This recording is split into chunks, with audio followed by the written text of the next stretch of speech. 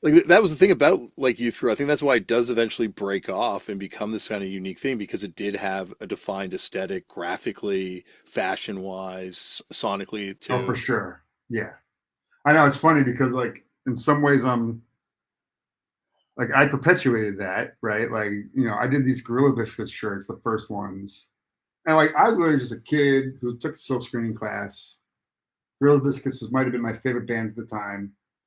And I'm like, I'm gonna make shirts. Okay, so we started taking pictures. I've got this killer picture of them. I'm gonna put that on the back. Gonna surround it with the words Gorilla Biscuits.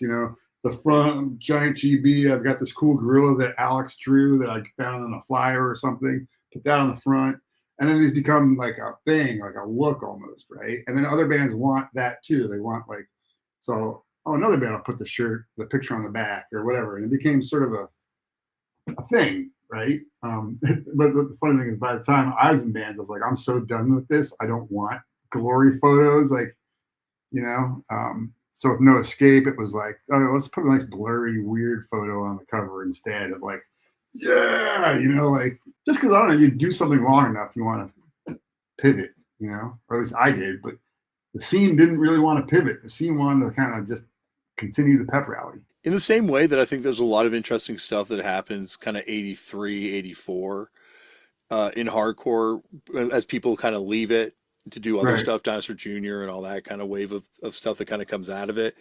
I think you kind of get that again like 90, 91, where the Youth Crew bubble kind of bursts and like Mm-hmm. there's a lot of post Youth Crew aesthetic shifts and musically too. Yeah, it's interesting you bring that up, right? Because when Quicksand and Burn came out, I was like, oh, this is cool. Rev is sort of entering this like dag nasty phase of like again, I'm making these parallels because I can't help it. Because that's how to me, I'm like there was like the obvious first iteration of Discord, and then there was like Right to Spring and Embrace, and it led to sort of then Dag Nasty. All that stuff was a little bit like phase two, right?